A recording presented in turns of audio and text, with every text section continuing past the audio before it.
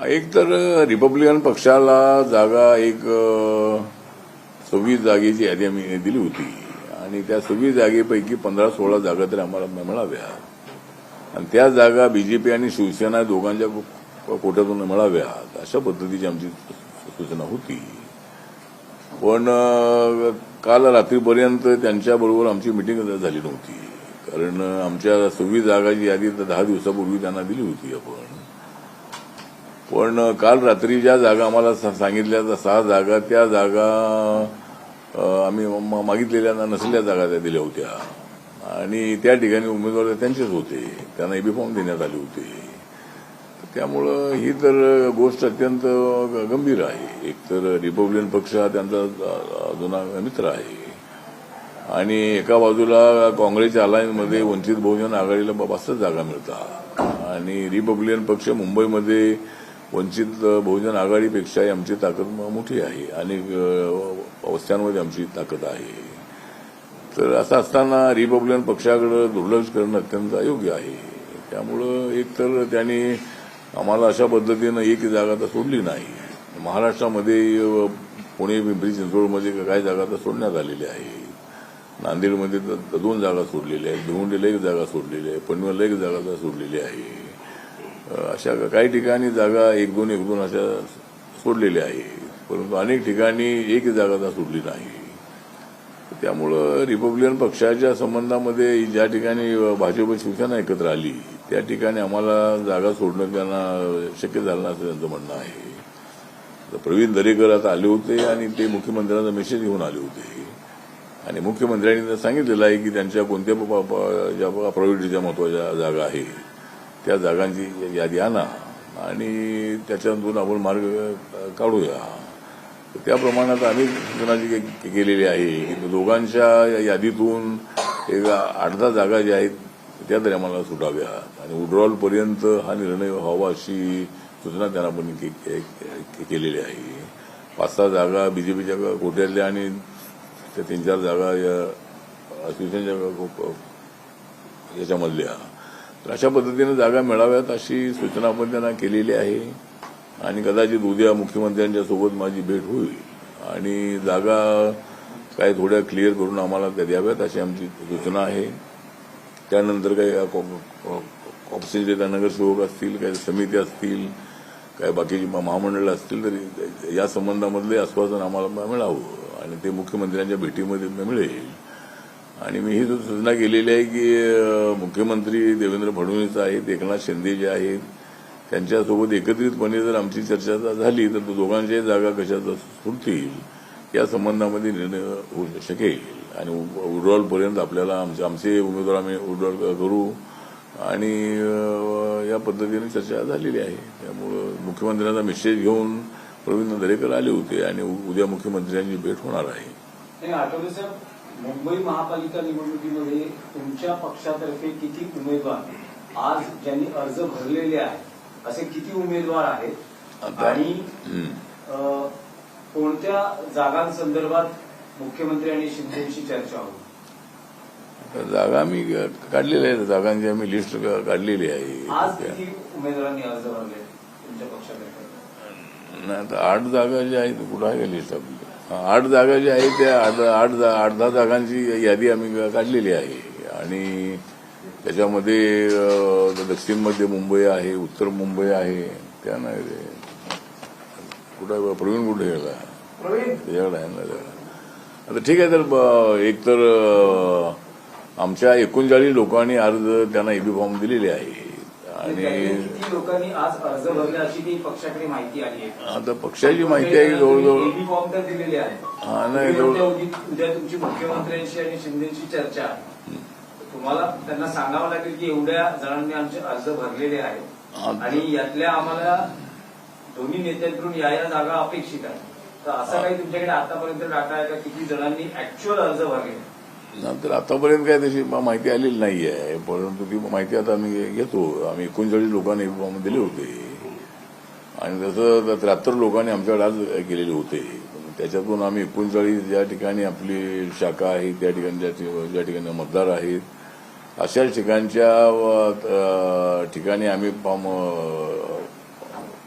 म्हणजे उमेदवारी देण्याचा प्रयत्न आमचा होता. तर त्याप्रमाणे आता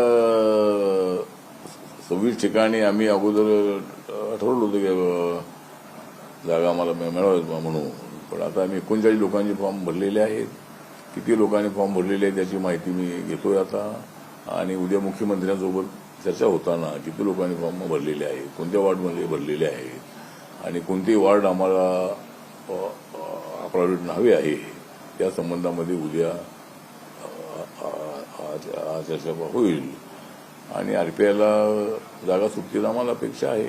पण आठवले साहेब, नेहमी असं महायुतीमध्ये पाहायला मिळालं आहे, विशेषतः भाजपमध्ये बघायला मिळालंय की ते त्यांच्या चिन्हावरच तुमच्या उमेदवारांना लढण्यासाठी आग्रही असतात किंवा तसं आपण याआधी बघितलेल्या भूतकाळात.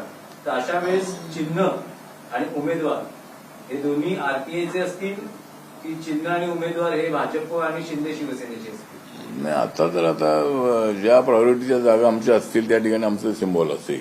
कारण आता आमच्या लोकांनी फॉर्म भरलेले आहे. त्यामुळे अगोदर जर त्यांनी जागा दिल्या असत्या तर मित्रपक्षात सिम्बॉल म्हणून आम्ही त्यांचं सिम्बॉल घ्यायचं ठरवलं होतं. निवडून येण्यासाठी थोडी त्याची मदत होऊ शकते.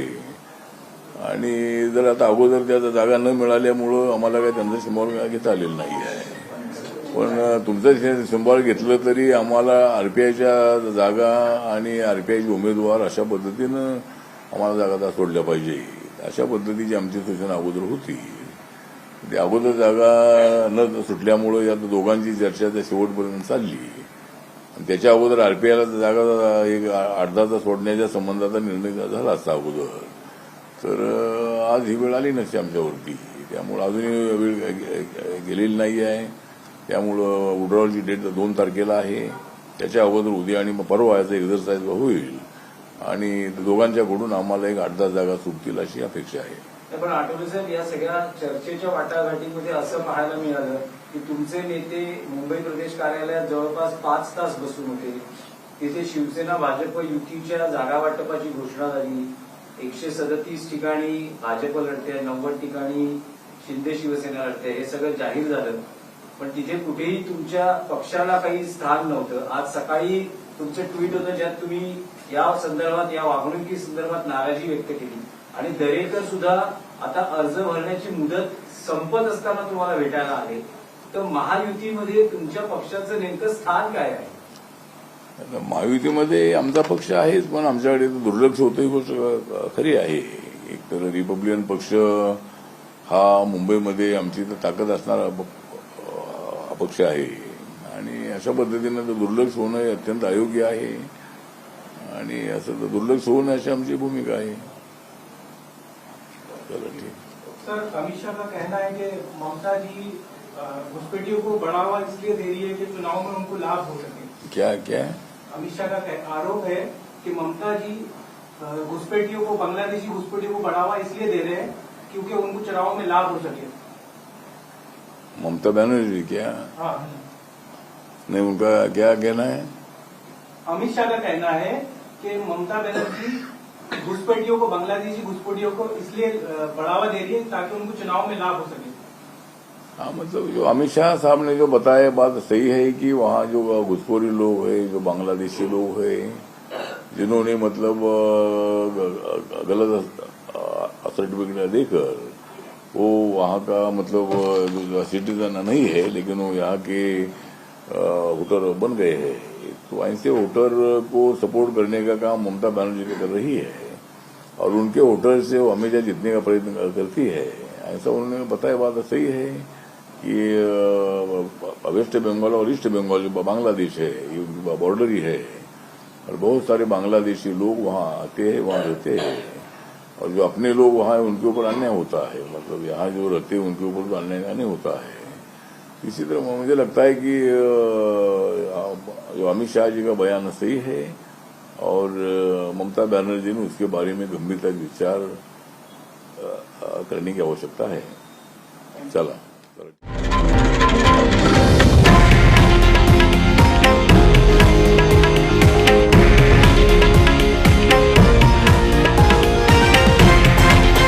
हे आहे देशातील नंबर 1 न्यूज नेटवर्क आणि आपण पाहत आहात TV9 मराठी, एकमेव